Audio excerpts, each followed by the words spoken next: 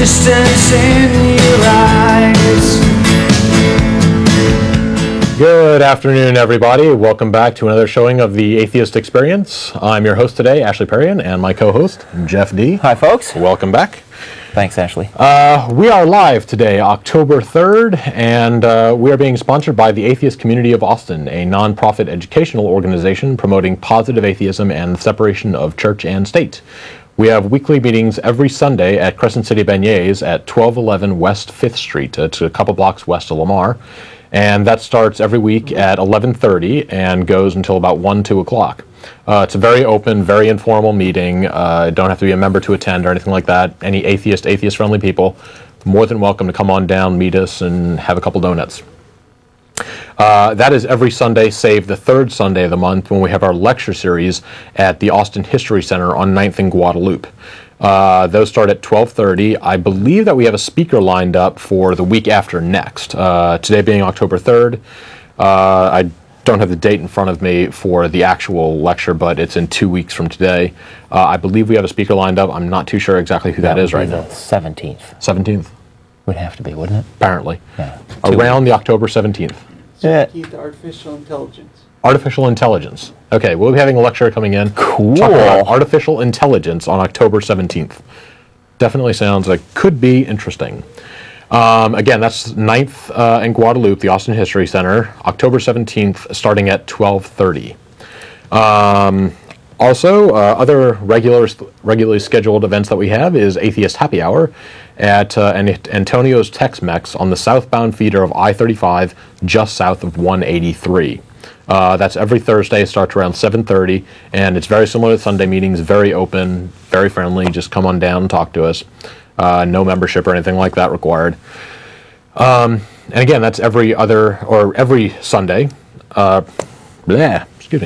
Every Thursday from 7:30. Also, every other Saturday, some members have an internet audio show called The Non-Prophets. It's actually hosted by Jeff D., produced by Russell Glasser, and co-host is Dennis Loubet. That's every other Saturday, atheistnetwork.com at 2 to 3:30. That's right. There was a show last week, and the next one will be next weekend. Yeah. And next weekend, coincidentally, is also the 2004 Texas Atheist and Agnostic Conference. Oh my gosh, is that next week? That's next week. Surprise! Yes, that is starting on Friday, October 8th, and going through Sunday the 10th. That's big.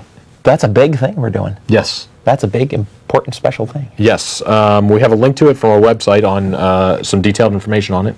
The two guest speakers, the important guest speakers that we're having, are Dr. Michael Newdow from the Pledge of Allegiance case. He will be coming in to talk.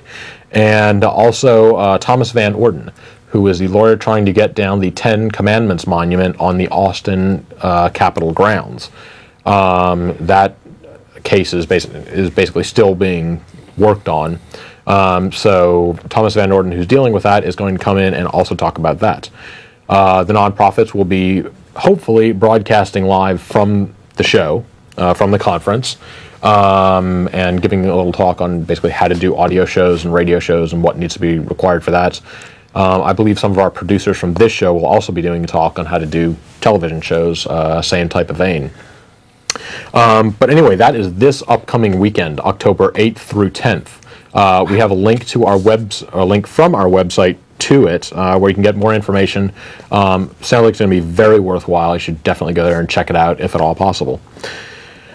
And that is it for our regular announcements. Again, this is the Atheist Experience. Welcome back. Good to have people tuning in every week. We are a live call-in show. It's October 3rd. We'll be getting calls in a little while. First, we're going to go over to Jeff D. and see what you got for us right now. Well, I don't think you can hardly turn on the television these days without seeing election-related things. Yep, debates going on. And I don't think it's any surprise that the religious right is firmly behind our sitting president. And that leads to this question, or this assertion that keeps coming up, that the United States is a Christian nation. And periodically we try to straighten people out about that misconception, and we're going to do it again today. I was thinking about, on the way in, about, why does this keep coming up? And here's my guess. Maybe some Christians can call in and explain. All the, the evidence pro and con aside, I'm guessing that it's important to Christians who believe this particular erroneous claim, that it's important to them because they're fed in church a steady stream of assertions that only Christian things are good. That really, in order to be a good thing, it has to be a Christian thing. And so, rock and roll is evil, but Christian rock is okay. Politics is evil, but Christian politicians are okay. That's a relatively new one, though. Not necessarily politics, but the music, at least. They definitely had issues. Well, that's true. That's true for a while. On a number of issues, Christians are still pretty much against. But when you see exceptions, they're Christian exceptions. They're special Christian versions of things. True. And so, I can imagine how difficult it must be for a person who is constantly told that in order for a thing to be good, it has to be Christian, to then, hear the claim that this is not a Christian nation. Yeah. Because by that standard, then, this would have to not be a good nation. And these are good people who are patriots who want to support our nation. And so my guess is that the emotional drive to want to believe this is that they got to believe it. Otherwise, they'd have to think that our nation was a bad nation. Okay. That's my guess. But that's just me guessing. I don't know what Christians think. And if any of you want to call in and tell us, that would be great. However, it's not true. The United States is not a Christian nation. It was founded on the plan that all religions would be tolerated, that no religion would get a special dispensation over another, nor would non-religion be denigrated by the government versus religion. All right? Pretty straightforward.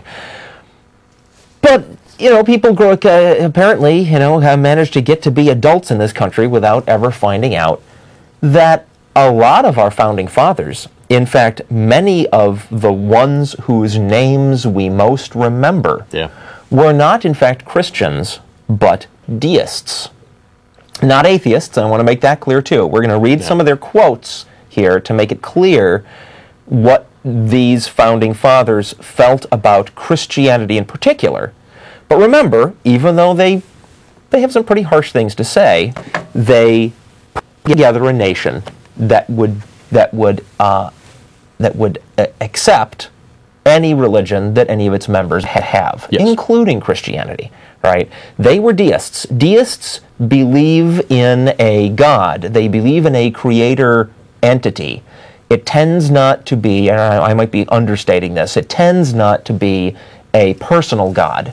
Right, in the sense of a guy that does stuff and says things. Right, they look at the universe more in the sense of, there's some sort of mysterious force that's probably a pretty good thing that set it all up and got it going. Yeah, and that's it.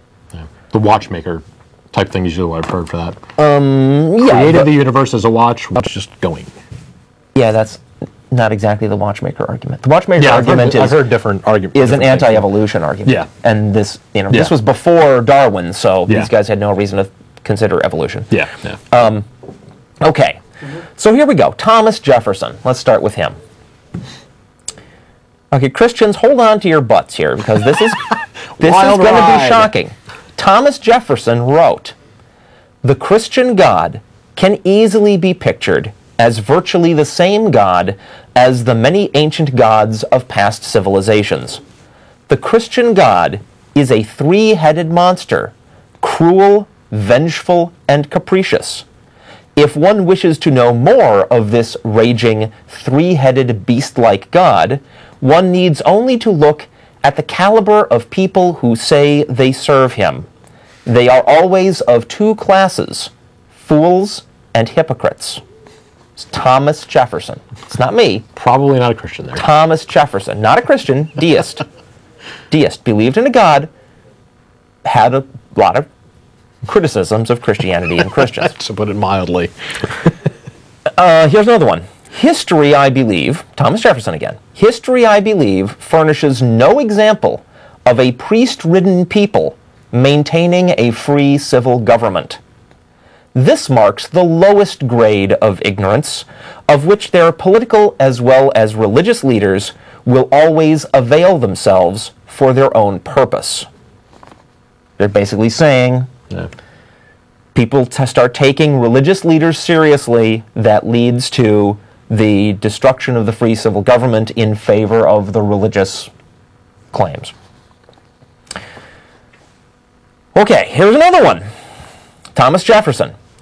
I have examined all the known superstitions of the world, and I do not find in our particular superstition of Christianity one redeeming feature. They are all alike founded on fables and mythology of innocent men, women, and children since the introduction of Christianity have been burnt, tortured, fined, and imprisoned. What has been the effect of this coercion? To make one half of the world fools and the other half hypocrites, to support roguery and error all over the earth. All right, that's some Thomas Jefferson. Let's skip ahead because I don't want to take up the whole show. On Thomas Jefferson alone.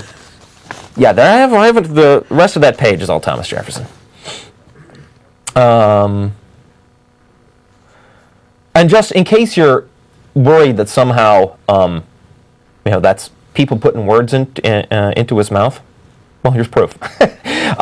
This is somebody else commenting on Jefferson from his own time. The New York Observer reviewing Jefferson's published works. Okay, from the review in the New York Observer. Mr. Jefferson, it is well known, was never suspected of being very friendly to Orthodox religion. But these volumes prove not only that he was a disbeliever, but a scoffer of the very lowest class. Wow. Thomas Jefferson. Wow, he is a scoffer of the lowest class. I hope I can someday be a scoffer Aspire of to a that. class, aspire to be a scoffer of as low class as Thomas Jefferson. Wow. Okay. John Adams. This is from a letter to Thomas Jefferson. I almost shudder to think of alluding to that most fatal example of the abuses of grief which the history of mankind has preserved, the cross. Consider what calamities that engine of grief has produced. This is also the guy who signed the Treaty of Tripoli, Yes. where he's saying, on behalf of our government, the government of the United States is not in any sense founded on the Christian religion. Doesn't get all that much more blunt than that one. Well, how about this? This would be another letter to Thomas Jefferson. This would be the best of all possible worlds if there were no religion in it. What? John Adams, founding father, in a letter to Thomas Jefferson. Also one of our presidents. Thomas Jefferson wrote back. Okay. Agreed. Yo, ditto, man. Thomas Paine. Thomas Paine. Among the most detestable villains in history, you could not find one worse than Moses. Here is an order attributed to God to butcher the boys, massacre the mothers, and debauch and rape the daughters. I would not dare so dishonor my Creator's name by attaching it to this filthy book, the Bible. Thomas Paine, deist, believed in a God, was not a Christian, was a founding father. One of the very influential ones, actually. And yes, Thomas Paine, very, very influential. Wrote a lot of the documents and or helped out with some of the thought. He wasn't actually a president, but very much in working with them. Yeah, the thing that kind of surprises me the most about this is that, when I think of the United States as a nation that has freedom of religion, Yeah. right? It's these kinds of overt, strongly worded attacks on the next guy over's religion that make me nervous. I mean, we do it, but we're here for entertainment. I guess in their case, in most of these cases, these were private letters. Yes. They didn't go out on a lecture circuit. Yeah. From my understanding, they actually have some quotes from Thomas Jefferson and such when he actually is giving political, public, open speeches where he's much more friendly towards religion and Christianity in general. He was a politician. Right? Exactly. I mean, politicians know they have to toe that line. Public face, he's going to be a little bit more toned down, but in private, in his private writing, there's that, and then this is what that and another point, which is that as a deist, he did often refer to God. Yeah. In his own writings and in speeches and things. He did refer to God. Those two things together, right? Public speeches where he's, tipping the hat to Christianity because he knows how many of the people in the U.S. believe that stuff that he thinks is nonsense. And also his own personal references to God, where he actually means it because he really did believe in one. Yeah. Those things together make it very easy for religious leaders, Christian religious leaders, who want to convince people that this is a Christian nation, right, to mine for quotes that they can point at and say, aha, see, he was a Christian. No. Read the private letters. And here, just to clarify the whole deist thing, Thomas Paine again, quote, "It is the duty of every true deist to vindicate the moral justice of God against the evils of the Bible."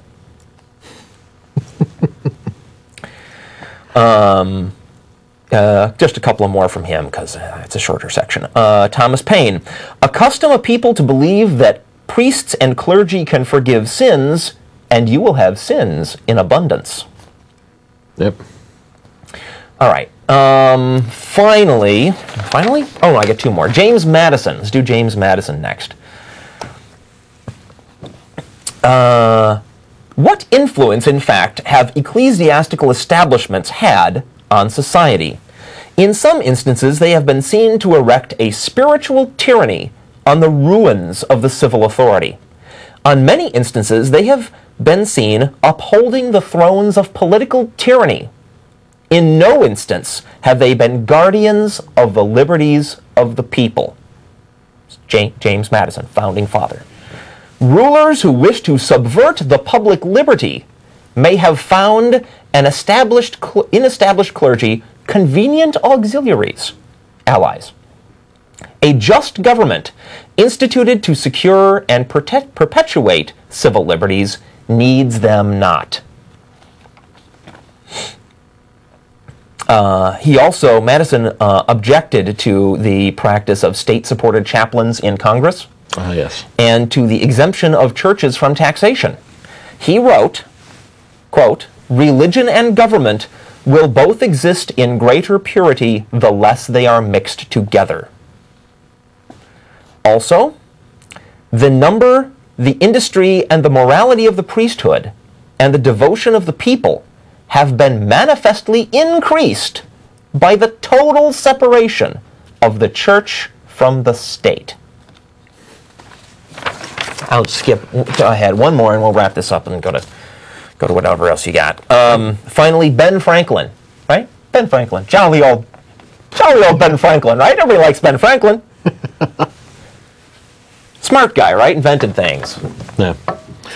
So this is the last one that we're getting to. Should we put up the phone number? Yeah, you should do that. Okay. Let's get those. I'm sure we got a lot of a couple people frothing at the mouth right now saying... People with their feathers ruffled, and I'm sorry to have to bring you this bad news, but these are the facts. Ben Franklin, quote, "I cannot conceive otherwise than that he, the infinite Father, expects or requires no praise or worship from us, but that he is even infinitely above it." Yes. Which is always something I go back to. I cannot see how an infinitely powerful, perfect God could possibly have the ego problem that he would need. That tiny little people of his creations would need to bow down and kneel to him and praise him and say, "Oh my God, you're so great." Yeah. A God cannot possibly be so vain. as to create a world solely for his. I guess it's possible. I mean, sure, what the heck? Okay, good point. But if No there was perfect God. But if there was a God that was like that, would he deserve that worship? That he was so Exactly. vain that he emotionally required it, Exactly. or would he just be just this sad, infinite dude? Dude, where's my people? Yeah. Well, there's more. There's more. So please, call in if you object. We got more. Yeah, so we'd love to hear from Christians. If you have any ideas on this or ideas on why everyone perpetuates this myth, we'd be nice to hear about it. Anyway, phone number is on your screen. This is a live call-in show today. Anything to do with atheism, any questions about founding fathers, anything like that, please go ahead and give us a call, and we'll see what we can do. We have got a caller on the line now. Peter, are you there? Yes, How you doing? I'm doing good. Okay, what's up for us?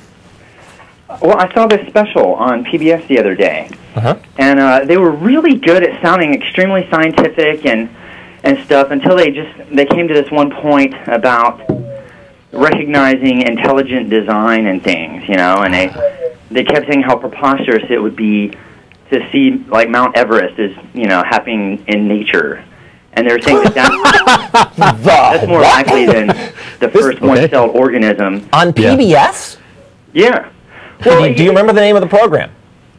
Huh? Do you remember the name of the program? No, you didn't see the name, did you? It might have been Unlocking the Mystery of Life or something like that. Oh, I do know that. Really? They hit that one notion over the head over and over again, and that's where I started to go, oh gosh, these guys are kooks, because they were pointing at bushes, that had been trimmed to look like animals, and they're like,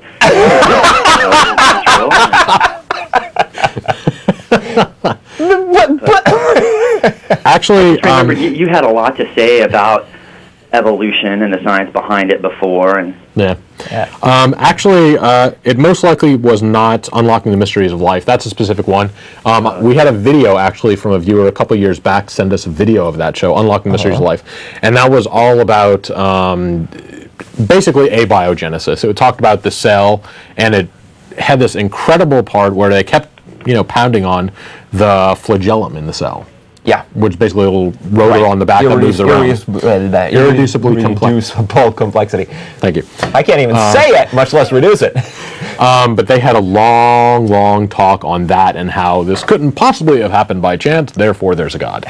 And it was all supposedly these leading, cutting-edge scientists of the day who are all of a sudden doubting evolution and finding all these problems, when in fact it was all these creationists out, and they had like 5 or 6 creationists who got together for a conference. This is too complicated, we can't figure it out, is never an answer in science. Yeah. Richard Dawkins wrote an excellent little essay the other day about the intelligent design movement. Parodying it, is saying, imagine, if you will, was that Watson and Crick? That's the DNA guys, right? One day Watson goes over to Crick and says, "Dear chap, this is much too difficult. Let's say we just, fob it off on some creator and leave it at that." And then Crick goes, they could just take it a step further, because they want to say, well, there must be this magic, and so, well, what created the magic then? Or it's not an answer. Why is that? Why? Because you don't know what came first or whatever kind of thing. You have to just say then it was, really this exciting, La La Land stuff or whatever. Yeah. All of a sudden, God gets to be the ticket of, well, everything has to have a cause, everything has to have a creator. Except that. But God, we can set aside and say, well, he doesn't need it. But it is a pretty intense quandary about if you have to have DNA to have it being reformed or just in the first place. It's such a complex thing, DNA or whatever. They're comparing it to like the works of Shakespeare being randomly. Nobody ever went down to a theater to watch the unraveling of a string of DNA. I mean, there's complexity, and then there's like entertainment value. There's the kind of complexity you know, and the intelligent design guys now are going after this sort of response by saying, oh, well, there's specified complexity, right? There's complexity that's not just, you know, a bunch of random stuff, but it actually has some function. Even so, you know, as complex as a thing is, intelligent design is never going to be an answer.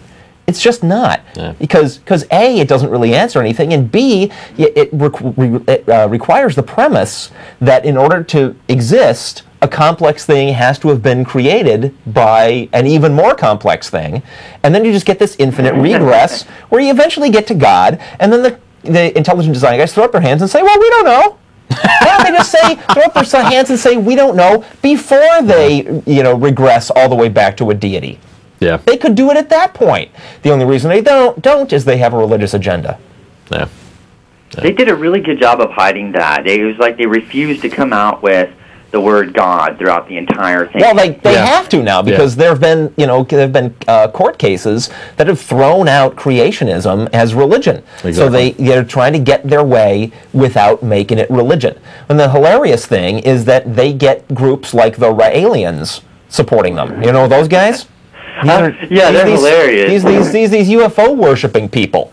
And they're all, yoo-hoo, yeehaw, we agree with creationism because we don't think mankind evolved on Earth. We think we were seeded here by space aliens. And there's one specifically here with a named Rael or something.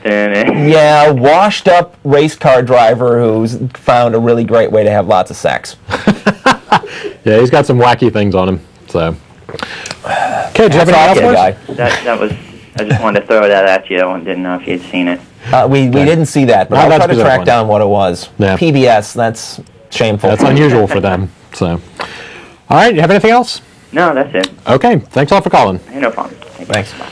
Another analogy I've heard used a couple times is look at how complex DNA is. It couldn't have possibly come by chance. For instance, computer code. Microsoft Windows didn't happen by chance or a whole bunch of monkeys typing on computers. No, but it's also not the first computer program ever written. So it has predecessors. And plus, there are... Things start out very simply. There is, in fact, such a thing, a discipline called genetic algorithms. Yes. Right? I mean, there are guys who have... Now, well, let me describe it first and then do the caveat. It is possible to write software that consists of little teeny tiny bits that interact with each other and form larger programs that evolve. Yes. And of course, creationists jump in and say, well, you know, some human designed that original thing, missing the point that the original thing, the original little program bit that they do this with is incredibly simple. Yeah. So, you know. Yeah, there are even screensavers based on this out there. I had this one for a while. I think it was called Breve Walker. And basically it starts with, I think it's like 10, 20, or whatever, randomly generate. It's just a block, and it's got 4 blocks coming off in the form of legs. And it just has random motions attached to the legs. Yeah. And they mark out how far does this thing move in 10 seconds. And then it switches to a new one. How far does it go in 10 seconds? It does it like 20 times. And then it finds the best couple of those, takes their components, and creates 20 new ones from that. And it basically keeps going on. So at first you've got these 20 things that are just kind of floundering on your screen, flopping around doing nothing. And then after a day or two, you've got these creatures that can walk pretty well on their own, just going across the screen. Right. So it's just pure... All it takes is simple little bits of code that are able to interact with each other. You know, there's additional programming provided by the programmers that enables them to interact in the first place, but that's just simulating an environment. Yeah. And, you know, an environment like water. Getting back to the original, you know, actual watchmaker argument. William Paley was the theologian who argued that, well, you know, if you were walking along a beach and you found a watch, you would know that it was designed because it's got all these complicated bits. But what he fails to address is that that watch is designed by comparison to the beach, right? If you're just walking along a beach and you see, you know, sand and waves and clouds and things, it's all very random. It's all very much clumps of you know, inert matter being acted on by physical forces and just operating in these really dumb ways. But it's that universe comprised of the sandy beaches and waves and clouds and planets and stars and galaxies that the creationists are trying to get us to believe are designed, not the watches. So when a programmer, writes a piece of code to simulate an environment in which these little genetic algorithms can interact, they're simulating that really dumb, dull, big clumps of matter being acted on by physical forces. The part they're simulating is the part that is most obviously not designed when it's the real world. Okay. Anyway, we are live today, Atheist Experience. Phone number's on your screen. Let's go ahead and get back to callers. We have got Saul. You there? Hello, yes. Hi. Saul. Hey. How you doing? Good. You? I'm good. I was just calling in because I wanted to say that I strongly object to this godless show, and I can't believe you guys can sit up there and spew this kind of garbage. This was Thomas Jefferson's garbage. I'm just kidding. Actually, I was trying to find out if I could get the resource for those quotes, because a lot of people don't believe that those are really their quotes, because they find some other quote, like you were saying earlier, that seems to imply that they were theists or Christians or something. But well, they were theists. Deists are theists. I said theists. No, but deists. A deist is also a theist.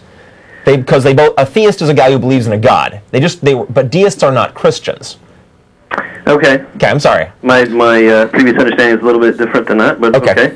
But I was wondering if you could just if you had those, and you could just share with the viewers, because I know a lot of people let me, for all the Thomas Jefferson stuff, I got a big reference. The writings of Thomas Jefferson exist in 25 volumes.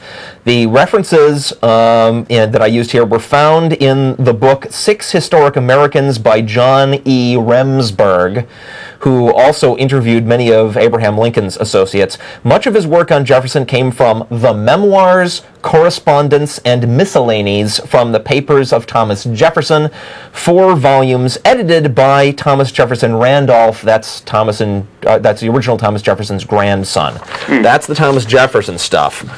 Specifically, the first thing, the three-headed monster Christian god, that's it from a letter to Baron von Humboldt from 1813, the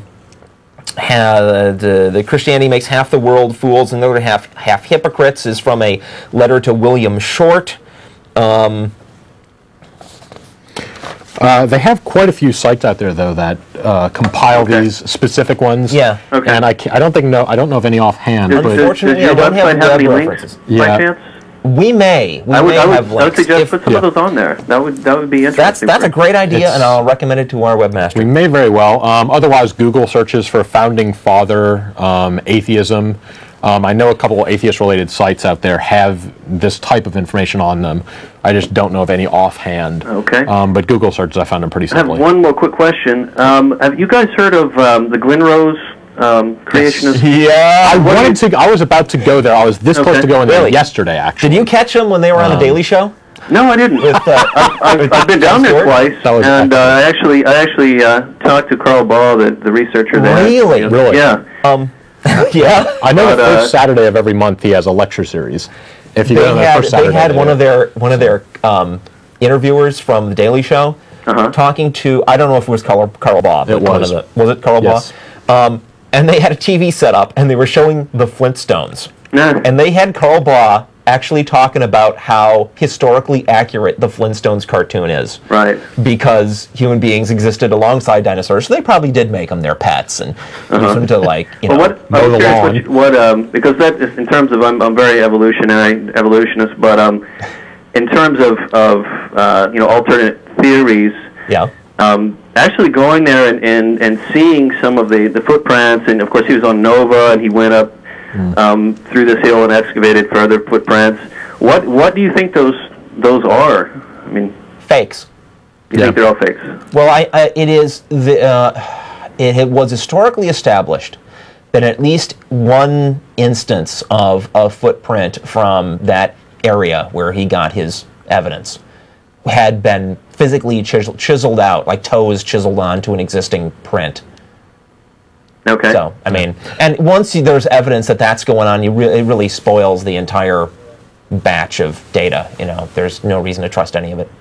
Okay, because I just seen some cutaways of some of them, which made it look like the mud had been pressed. You know, it had been caused by pressure. But yeah, and what I'd seen once, twice also is that, again, going back to fakes, they have the dinosaur footprint, which is kind of vague. If you know what you're looking at, then you can see it. It's there.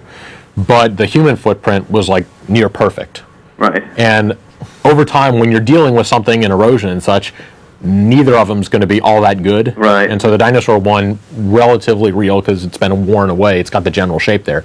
A human footprint would just be a big depression oval. Yeah, that's about it, if that much. It's astonishing to me. I haven't been there, but I have been. I'm sorry, the camera's on me. I haven't been there, but I have been to the UFO Museum in Roswell, New Mexico. And it's just astonishing the lengths to which people who believe something are going to be willing to go to, you know, bend over backwards to interpret it their way. I mean, I don't know if you ever heard. There's an explanation for some reports of little green men that have to do with these dummies that the Air Force used to test parachutes. They were like little mannequin dummies. They were like 3.5 foot tall, and they were made of some kind of dark green plastic and jointed, and with little like fake Air Force uniforms on. They throw them out of planes with the parachutes to test the parachutes. And sometimes it didn't work. And they had one of these things in the museum. Like with a thing next to it saying, yes, well, you know, they claim that some of the reports are because of this. And, you know, this is obviously false. Ha ha ha. Well, it wasn't obviously false. And it said to me that very easily could account for some reports of dead little green men bodies. Right. One more quick note on Karl Barth was that he had mentioned to me, actually, when he gave a talk, that he was the pastor of one of the fastest growing churches in America at one time. So that kind of thing, I mean, I'm not saying that someone can't be a reputable scientist, but when you have that kind of involvement in, you know, a Christian movement or something, that also, you know, makes me think that this person has a bias. So I don't know. I'll just throw that out there. Yeah. You know, and I hate to point at stuff like that because it's not always true, right? Like Barry Lynn runs Americans United for the Separation of Church and State. He's a minister, right? So it's not as if all people signing on to the Christian religion, you know, abdicate their freedom to think for themselves. No way, right. But there is something about the whole concept in Christianity of faith, where you're supposed to just go ahead and believe in spite of there being any confirming evidence. And in fact, in the face of disconfirming evidence, the faith says you're supposed to believe anyway. That is just, I mean, that's an approach to knowledge that just screams, I'm biased! I've signed up with this religion, I believe things without evidence, and in the face of contradictory evidence, I'm biased. Right. So. Yeah. Okay, well, thanks, guys. Okay. Thank you. Thanks for calling. Take care. Bye. Yeah, actually, a couple weeks back with my girlfriend, we did go up there. We had some business to attend to up in Dallas area. And you nearly dragged your sorry ass in there. Well, we were going to. Yeah. But we got there. It closed at like 4 o'clock, and so it was closed out of time. But we did go in the park. We did see the dinosaur footprints in Glen Rose and all that kind of stuff. It was pretty nifty. The real ones. Yes, the actual footprints. Yeah. But we didn't actually get into the museum. I would kind of like to go there. I think it would be fun. It would be a fun field trip. You know, you can see dinosaur footprints right near Austin. Yes. Oh gosh, I can't remember the name of the river, but if you go out of town on 183 and just keep going, it eventually crosses this bridge. You stop by the side of the bridge and you turn west and hike down about 3/4 of a mile or something. And there's some pretty obvious dinosaur tracks in the stone on the side of the you had a geocache right there. I have a geocache near there. And but the funniest thing was when Amanda and I first went down there to see him, right? We go down, we look for the tracks, and we find them. We go, oh, wow, that's so cool. And we're all excited, and we're coming back. And here's this family that's just arrived in their family car, right? Okay. To like wade in the stream or something. They didn't know anything about the tracks. And he said, Amanda says, well, have you seen the dinosaur tracks? And the mother goes, dinosaur tracks? Amanda says, yeah, they're just down there. And the woman looks around and goes, "The dinosaurs aren't still around, are they?" I couldn't believe it! What are we teaching people in this country? She was afraid for her children. Yes, dinosaurs haven't been around for a long, long time. All right, anyway, phone number on your screen. Go ahead and give us a call. We will get you on the air. We have got Mike. How you doing? I'm doing okay. How are you guys doing? Yeah, pretty good. What's Thank you very much for taking my call. I wanted to let you know I really enjoy your show, and the reason I enjoy the show is because I consider myself a logical thinker, and what I see you guys doing is talking about these issues very logically. And what I wanted to know is if you are familiar with this guy named Cliff. I don't know his last name, but he's this guy who I've actually seen him on Austin Access TV, and he travels around the country going to different colleges. Is it Cliff Conneckley, I think? Say that again? Cliff Connectley, I think? That may very well be right. Similar to that? That guy. Yeah, that guy. We're familiar with that guy. Yeah, he travels around the country, goes usually to different colleges. I actually saw him for the first time when I was an undergraduate in San Diego, and he came to my school and gave a lecture, and people would ask him questions, and he would basically talk about faith and Christianity in an extremely logical way. And he would make the argument that people do things on faith all the time without very much evidence to do things that they do, regardless of whether it was religious or not. And what his argument is that if you would follow him and follow God and follow the Bible specifically, that you are not doing anything different than you're doing in the rest of your life, and you're actually following, if you follow the Bible on faith, such as you do so many other things in your life, there's actually more evidence to do that than to, say, do many other things that you do in your life. And so my question is just, are you familiar with this guy, and what might you have to say about I'm familiar with him. I'm familiar with that argument. I dispute the claim that there's a lot of other things that we do every day that we consider acceptable that have less evidence to support them than Christianity does. I dispute that premise. Can you give me an example? It would really depend. I mean, it depends on what his examples were. Can you give me one of his?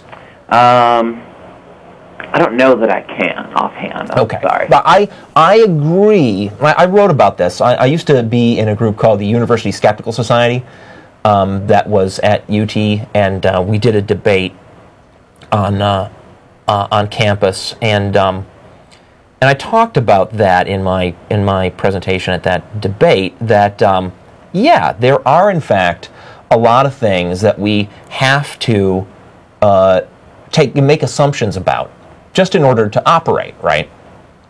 And that's all well and good. The difference is, I think the difference between the way that religious people approach that process is that they latch on to that thing, right? That act of making an assumption, and then they glorify it. They say, not only is it, sometimes an unfortunate necessity that we have to proceed without proof, right? But it's not just an unfortunate necessity. It's a wonderful thing.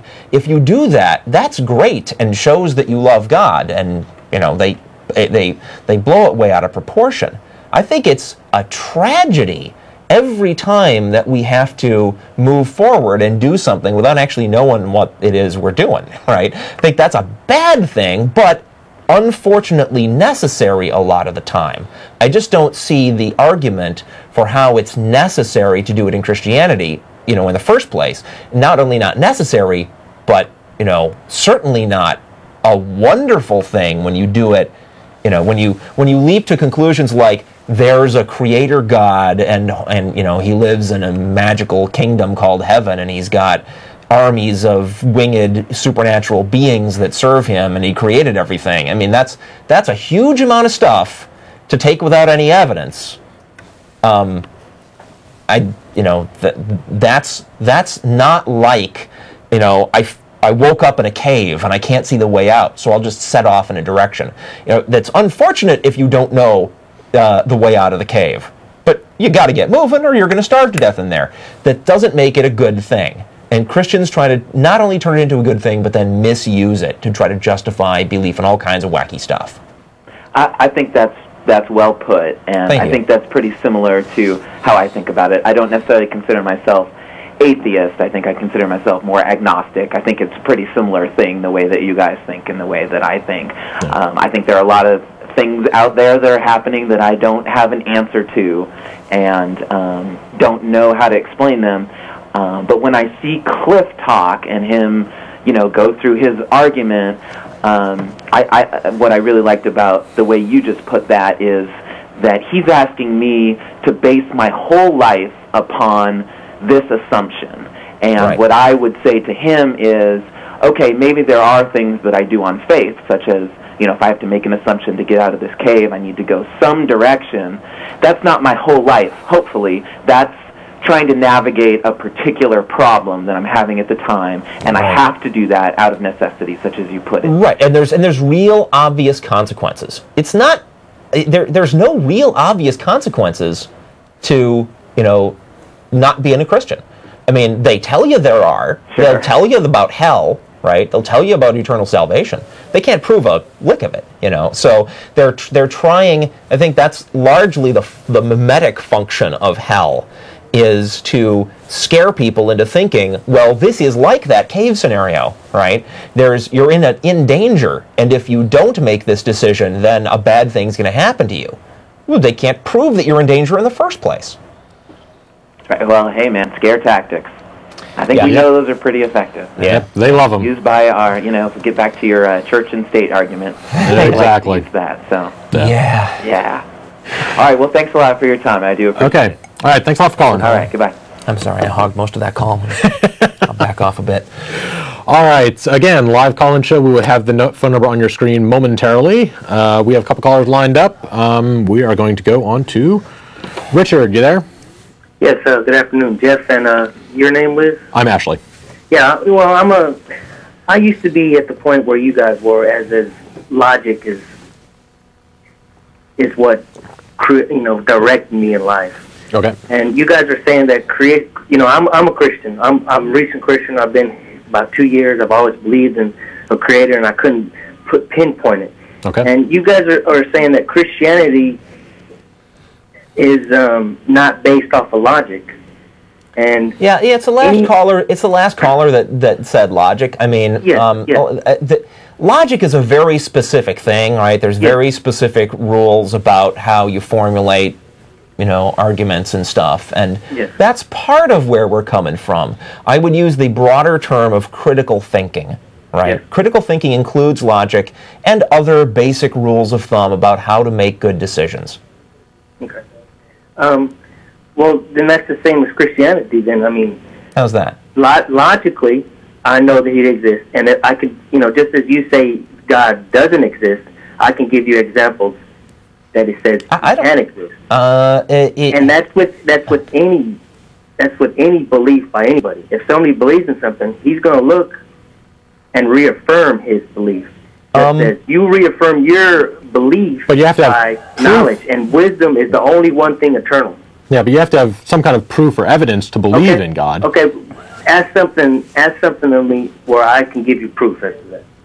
I mean, there's countless things in the Bible that can be proved throughout history by chronological events, like the flood. Sorry. No, the flood's not one of them. No.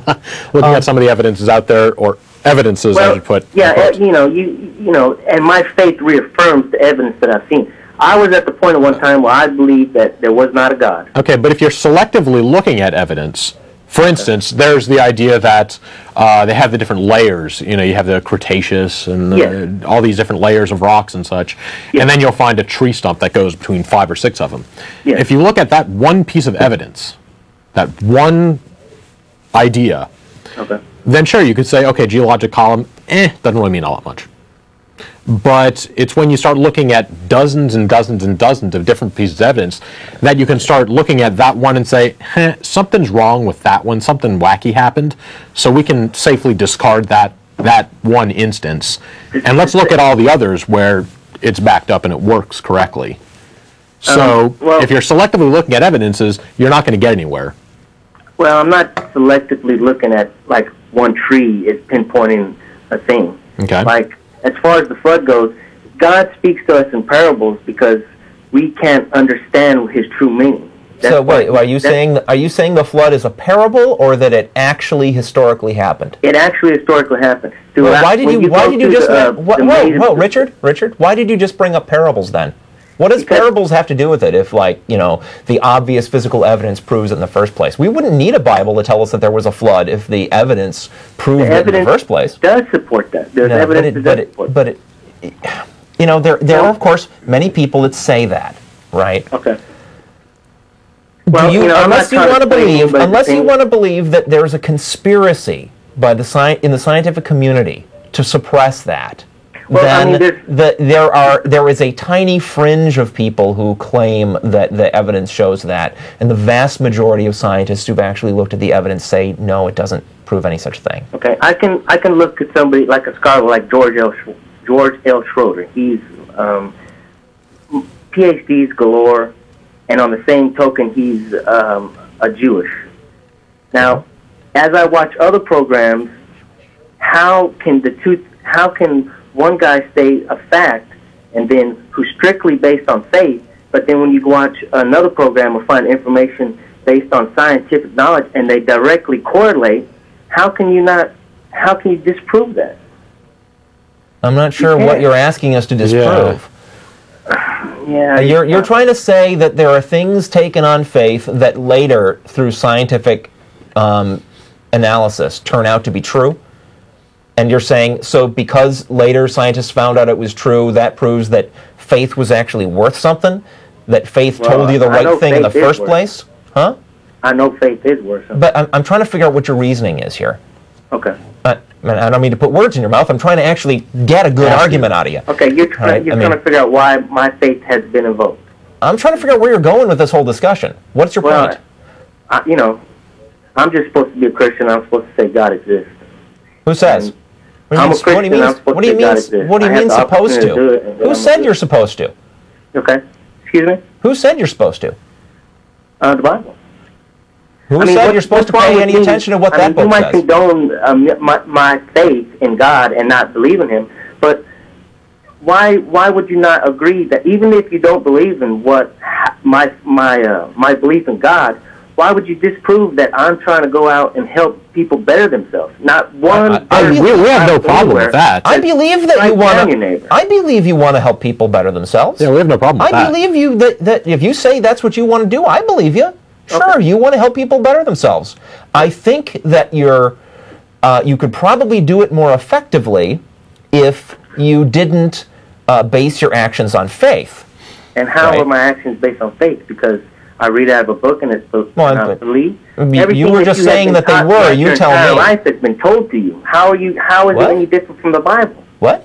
How is everything throughout your entire life? More than likely, you have not figured out for yourself. There might be something that you figured, but everything that you have learned has been told to you.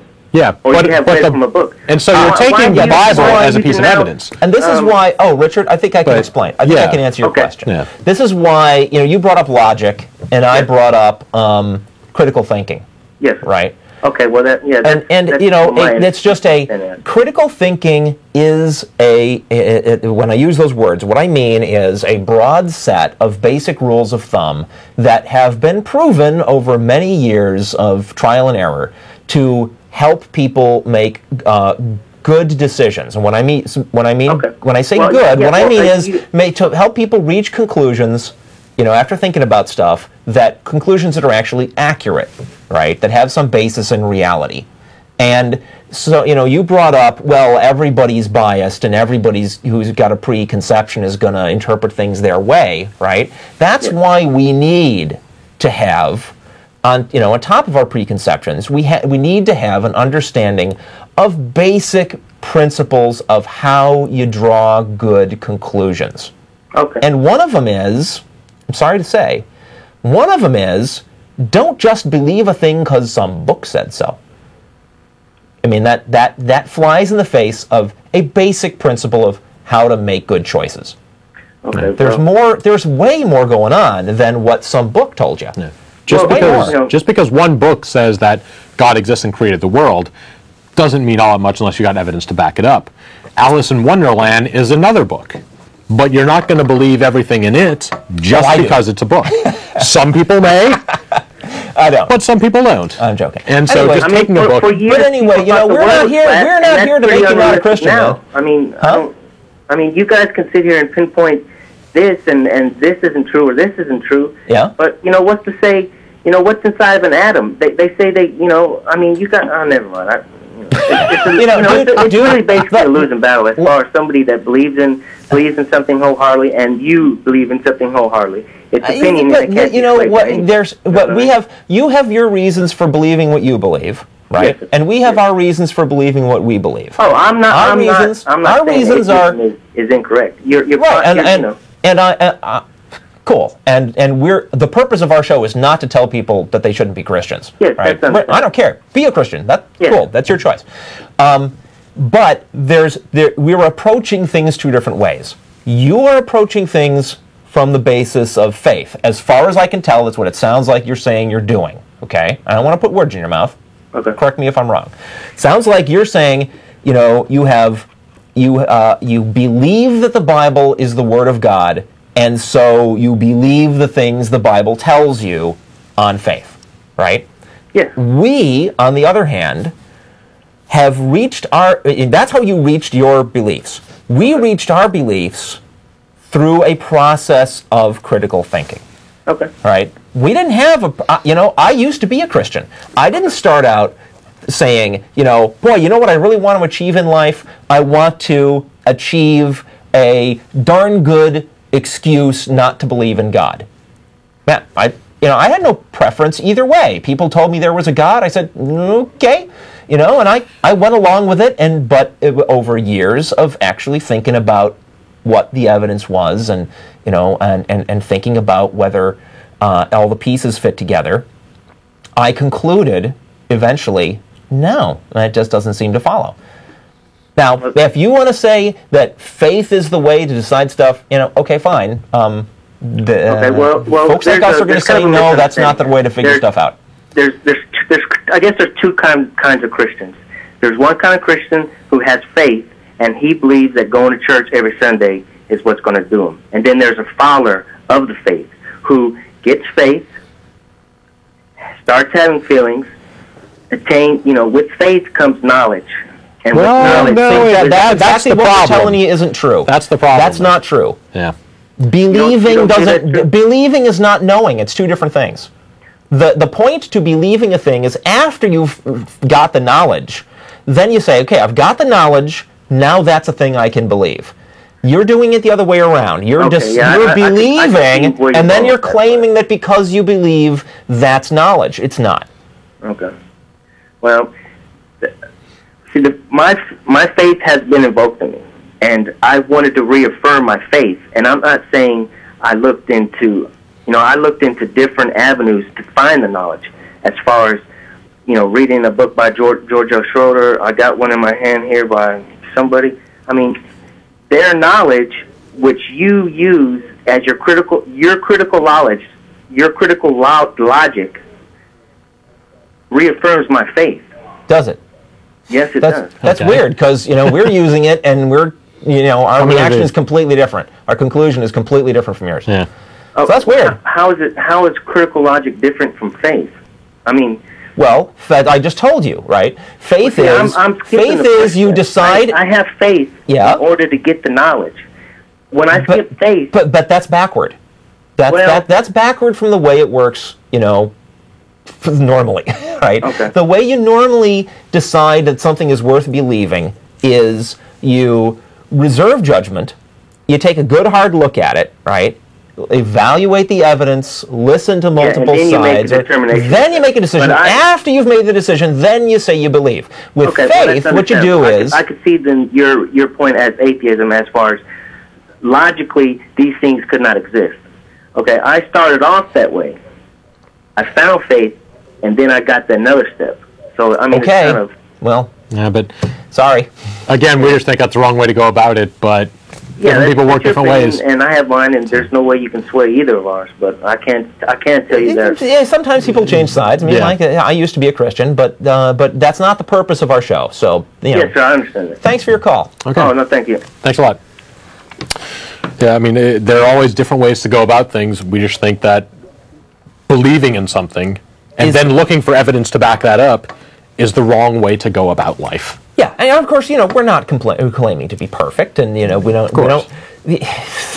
Folks like us are always running into people saying, "Oh, well, you know, you believe you're scientists, but they're human beings and they can make mistakes." Sure, of course they can. Of course, right? The difference is, do you have a basic set of principles that you follow when you go about deciding what to believe that is rational, right? If you do, sure, sometimes you're still going to make mistakes, but at least you've got that basic set of principles to prevent you from just completely going with whatever you personally find appealing. Yeah. And that's where we're coming from. Yeah. Okay. Anyway, we have got more callers lined up. Phone number is on your screen. We are going to go to Jim. You there? Yeah, I'm here. Hey, how you doing? Hi, Jim. Pretty good. What you got for us? I think your last caller was about as confused as they come. I mean, when you're asking the question, what's the difference between faith and critical knowledge, I think you've pretty much lost your way. Hey, earlier you guys were using the terms theist and deist. Yeah, deist. Yeah. I'm sure you probably already realize this, but one just comes from Latin and the other one comes from Greek. Yeah, but the way that they are used, right? Theist is the word theist is used to describe a person who believes in some god, right? The generic. No particular religion identified, and deism is a particular religious view. Well, is that not correct? That's how I understand. Kind of gain and lose different connotations and vernacular usage over the years, but they both essentially come from the same Indo-European root. Okay. One through Greek and the other one through Latin. All these TH words, of course. Theism, atheism. Okay. It is very possible all that those come from Greek. Yeah, it's very possible that the origins of the word are slightly different or mean the same thing, but again, how they're used nowadays, at least from everything I've seen, is like you described. Deism is a specific concept of a religion. Theism is just general, there's a God. Right. The founding fathers we were talking about identified themselves as deists, and that meant a particular thing to them. Right. They believed that there was a creator, but they didn't think that he was a guy that you prayed to or that, you know, cared about your sex life. Yeah. Okay. All right. That's good. you know, there's a theory now that all these flood stories go back to the flooding of the Black Sea, about 8,000 BC. Yeah, I've heard a couple different things in that general vein. Well, I think it's quite possible. On the other hand, I mean, there's just no way to say for sure one way or another. Right. It's going to be one of those things. I wouldn't be surprised if culturally that had a big impact on a lot of civilizations in that region. But there's also the fact that, you know, because of continental drift and geological upheavals and stuff, you can find rocks with fossils of marine creatures all over the place, right? And for people who don't understand how fossils are formed, it's very easy to conclude that, wow, not too long ago, this was covered in water, and you know this is proof of a worldwide flood. Yeah. Yeah. All right. Have anything else for us? That's it. Okay. All right. You guys have a good one. Okay, you too. All right.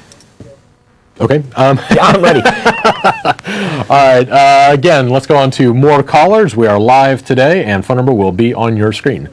We have got Jennifer. Are you there? Yes, I'm here. How you doing? Good, how you doing? Pretty good. Hi. What I basically wanted to know, I had a couple questions. The first one is, as far as the atheists are concerned, how do you feel, what happens to you after you've gone? Unfortunately, this is, as far as we're concerned, the only life that we have.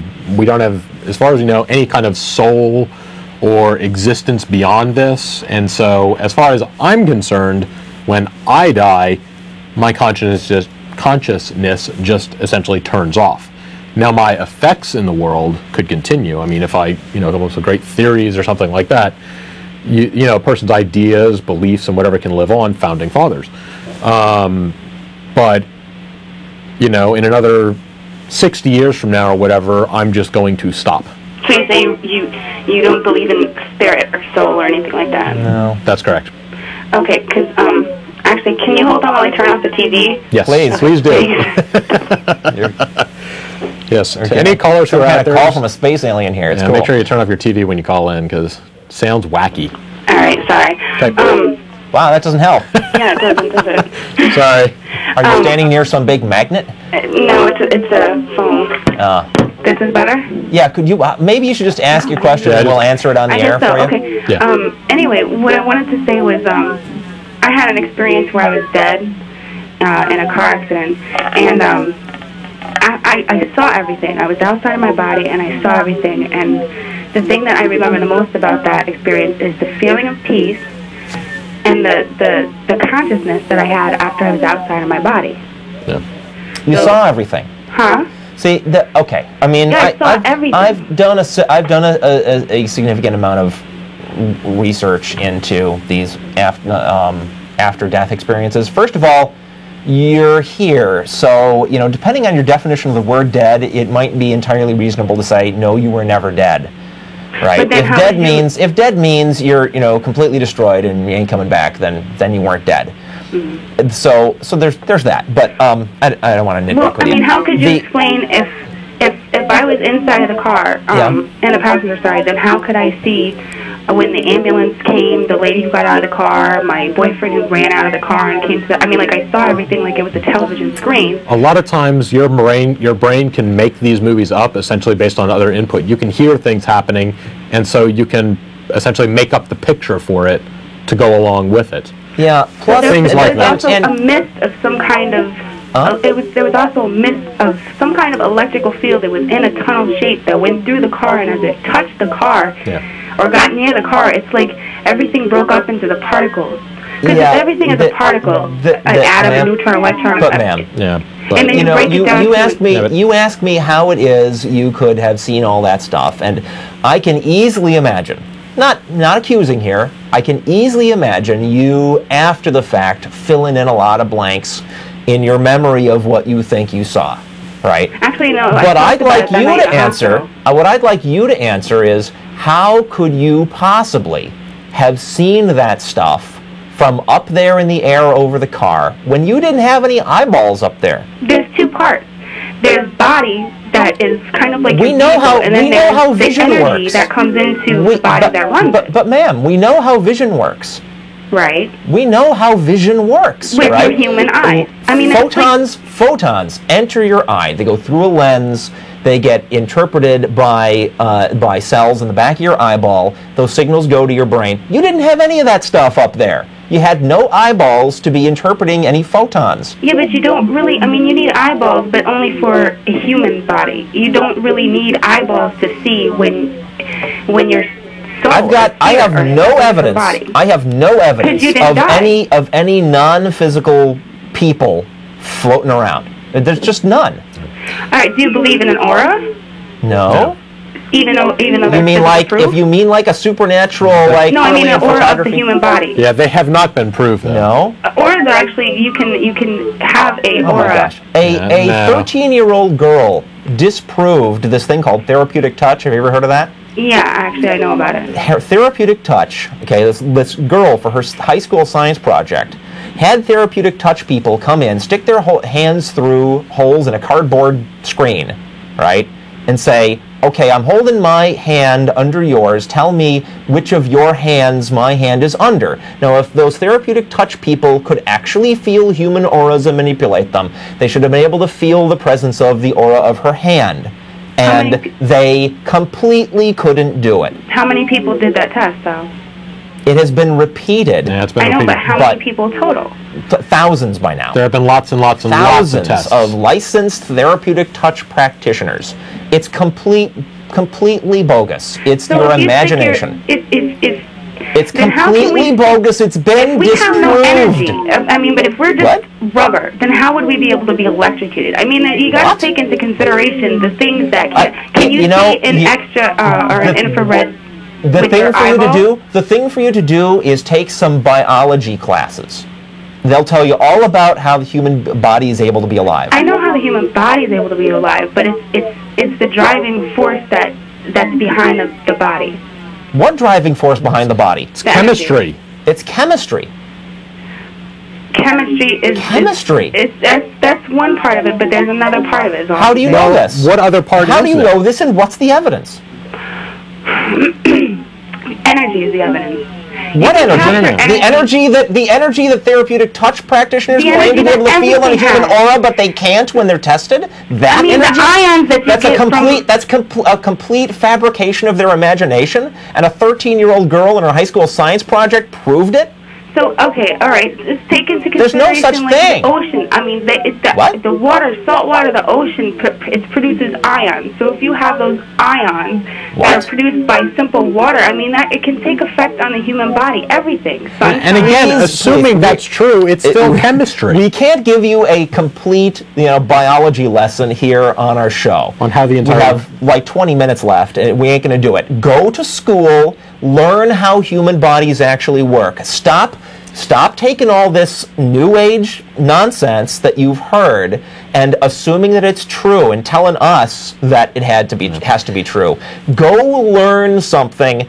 Find out what is actually happening. Yeah, going back to all that stuff about auras and energies and stuff, it's all very exciting. None of it apparently is true. Yeah, going back to specifically what you were talking about earlier, near-death and out-of-body experiences, they actually had a study. This was not a study on that specific instance, but I think it was in Europe about a year ago or so. They were doing studies on epilepsy patients, and they basically put electrodes in the brain to try and see, when your brain freaks out and you have an epileptic seizure, what's going on. Well, they found that there's this little part right behind your right ear that kind of has a sense of me and things around me. This is close and I can touch this, versus things that are far away. And if you zap that little part of the brain, you lose all that sense, and you have this idea that I am one with the universe, and I have this ultimate knowledge and peace with me. And so basically they can put a helmet on you which had an electromagnet in it, and it shoots your brain, and then all of a sudden you are one with the universe. So they found a way to make something that happens naturally, and they found a way to do it scientifically. No. You're looking at it. You're looking at it the other way around. What we're saying is that the brain can do funky things. You can't. And you can do stuff like that. You can't scientifically prove something if it's not there to begin with. The brain does funky stuff. The brain is a very complicated organ. Exactly. When we were talking about photons and eyeballs a second ago, you don't actually see, like, I don't know, look around. You got like a plant in your house. You don't actually see that plant. Yeah. You cannot see that plant in the sense of directly knowing it's there. All that's happening is photons are bouncing off it, going into your eyes, and cells in your eyes are sending signals to your brain, and your brain is decoding them. Well, what Ashley is saying is that if your brain gets short-circuited and decodes them improperly, right, your brain can get confused and make you think that plant, it isn't there, it's over this other place somewhere. There are some excellent studies about the quite horrific effects of people with brain damage and how all the weird things their brains can come up with because they're not functioning properly. And that is the answer to out-of-body experiences. Your brain isn't functioning properly. It's taking the information it's got and it's presenting it to you in this wonked-out way that is actually common for some reason. Now, it's sort of interesting that multiple people have similar things that they report, right? But one thing all those people have in common is they're all human beings. They all got brains. Well, they can all freak out in the same way. So their brain freaks out because it doesn't have enough energy, impulses, like energetic impulses. You need to stop. Brains need oxygen. They need blood, right? Brains don't get some kind of special life energy to make you be alive. That's not how bodies work. It's just not like that. So a brain can be alive and a body, it can still not move. Yes. Yes, there are that happens all the time. Yeah, paralyzed people are just like that. So I wonder where. So they could. Their body is working, but for some reason, there's nothing else there. It's called nerve damage. It's called spinal damage. The brain can no longer give signals to the body. Please, we cannot completely educate you in biology in the next 15 minutes. Please go learn the actual facts about how human bodies work.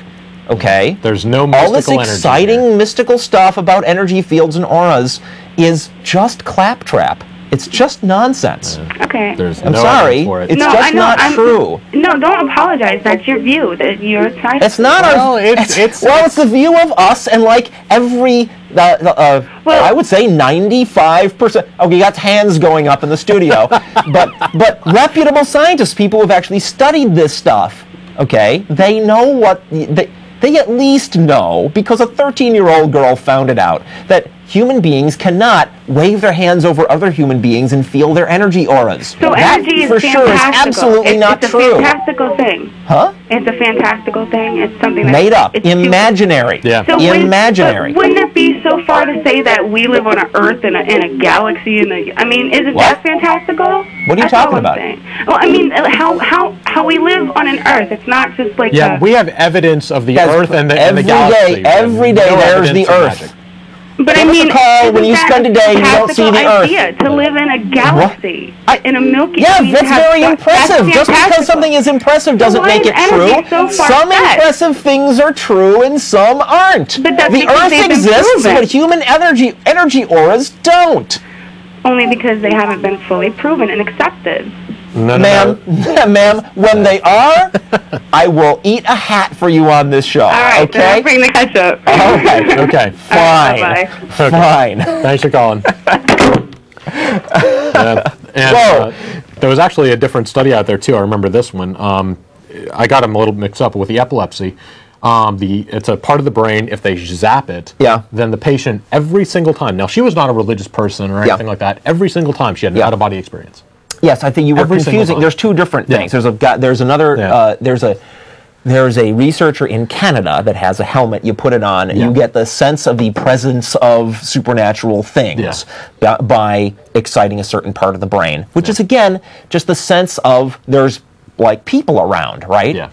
And when there aren't people around, well, those would be supernatural people if they were really there, right? Yeah. People that you can't see. Yeah. But that is the part of the brain that clues you in, or that gets activated when, in fact, the evidence is that there's people around. Yeah. When there isn't the evidence, but electrical signals make that part of the brain go off, you get the sense there's people when there aren't people. Yeah. And this can happen in other ways than a scientist putting a helmet with electrodes on your head. Exactly. Right? There's that one, and then there's the epilepsy, zap the brain, out-of-body experience.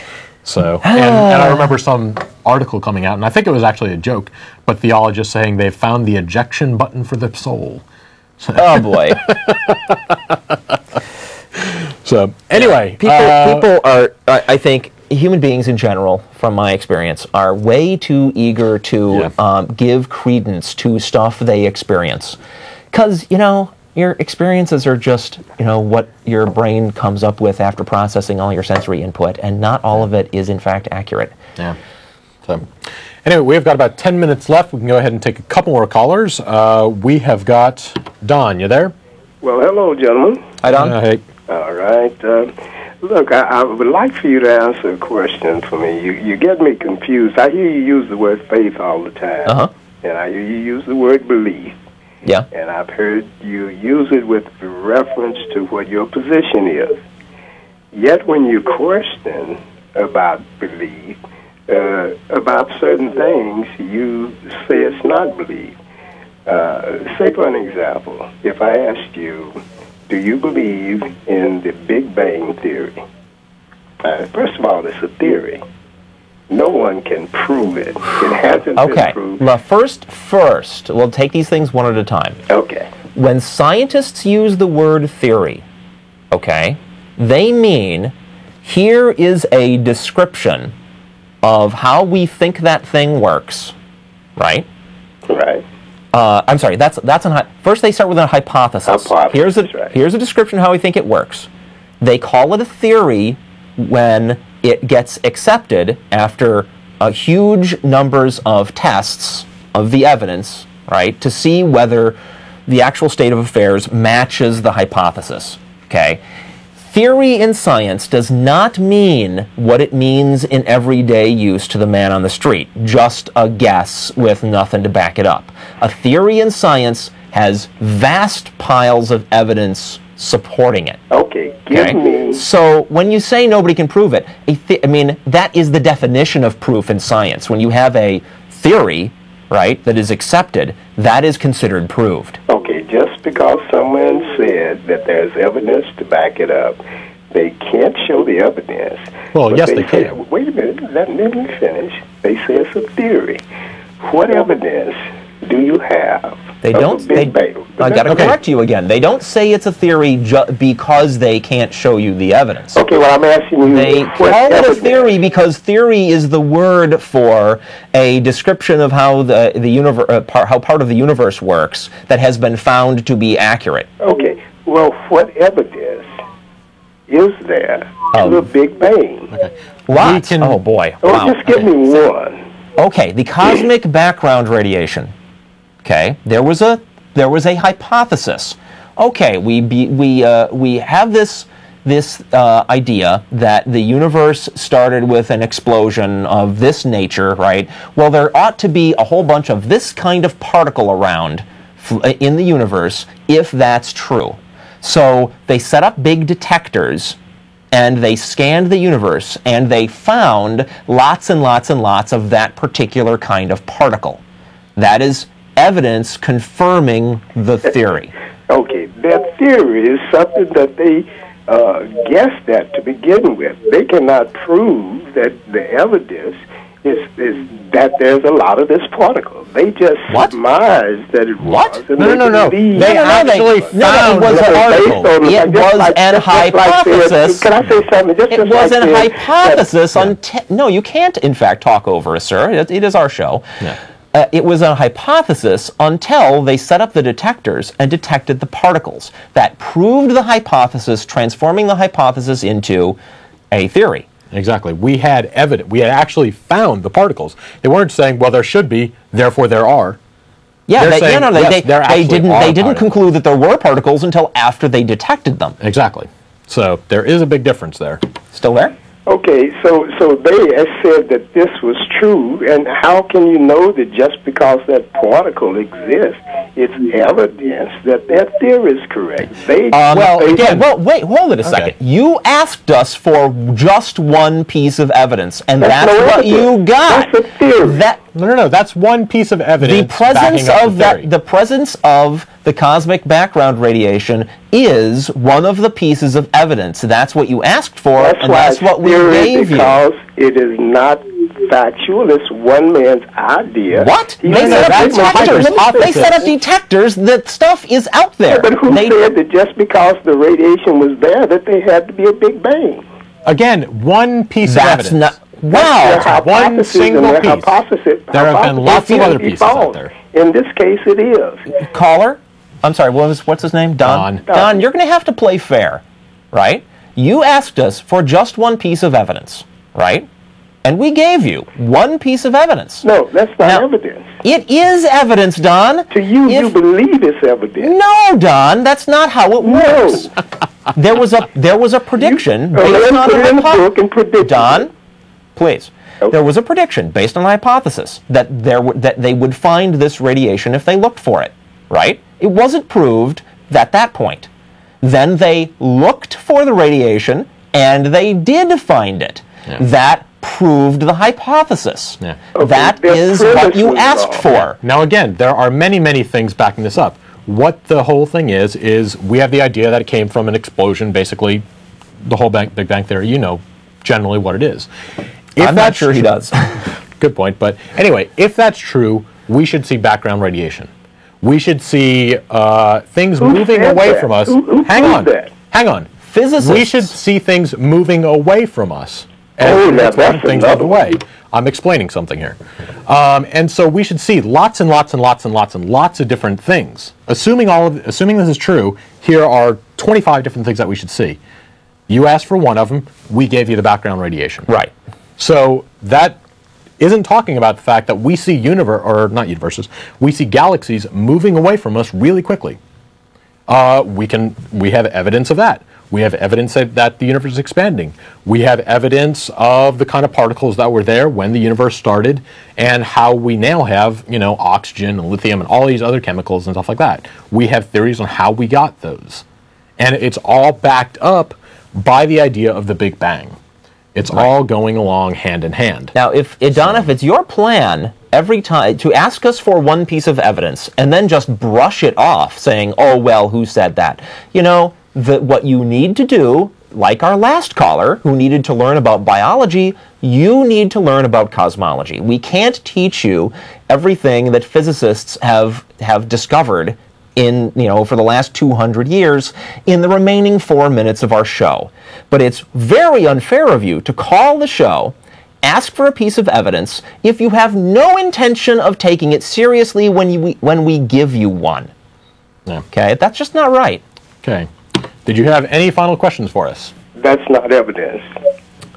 Okay, thanks for calling. As a matter of fact, that's how evidence works in science. Yeah. It's not our fault, Don, if you know nothing about science. Yeah. And for anyone else who... And not only that, critical thinking works the same way, right? If there's a thing that you're wondering whether you should believe, and you think about it, and you say, well, if this thing that maybe I should believe was true, then I would expect to see this other thing, and you go and look for that other thing, and you find it, that is evidence that the thing you're thinking about believing is actually true. That's how it works. Yeah. Okay, we have got just a couple minutes left in the show. Probably time for one more caller. We have. And apparently we had a note that possibly they all hung up. That's very strange. Anyway, we've got 2.5 minutes left. I can do some more fathers. Or you had a thing. Actually, I had a thing I could go over really quickly here. This will be a good timing bit. We had a caller last week who had called us up and said that she was a Pentecostal, and how do we account for that? We had a very hard time figuring out exactly what that meant. And we took it to mean that God spoke to one person in history who then started out the Pentecostal faith. In actuality, Pentecostal they have the whole idea that people nowadays can have the same experiences that the apostles had just after Jesus died. Okay, that's the idea. Apparently, 50 days after Christ died, they had lots of things where people were speaking in languages that they didn't know. Just, all of a sudden, they knew other languages and could speak in them. And it was really kind of strange. Drinking poison and handling snakes and all that kind of stuff? Exactly. Those are those people. These people. Pentecostals, they have the gift of tongues. When they get down in this state, they can actually speak in tongues. And actually it says here, seeking and receiving the gift of tongues is a sign of baptism of the Holy Spirit. And in many Pentecostal churches, this is a requirement for full discipleship. So on the floor going, bleh, you're not considered a Pentecostal. And how do we account for that, Ashley? Funky brain chemistry. Handling snakes. That's the kind of stuff they do. They are really strange people.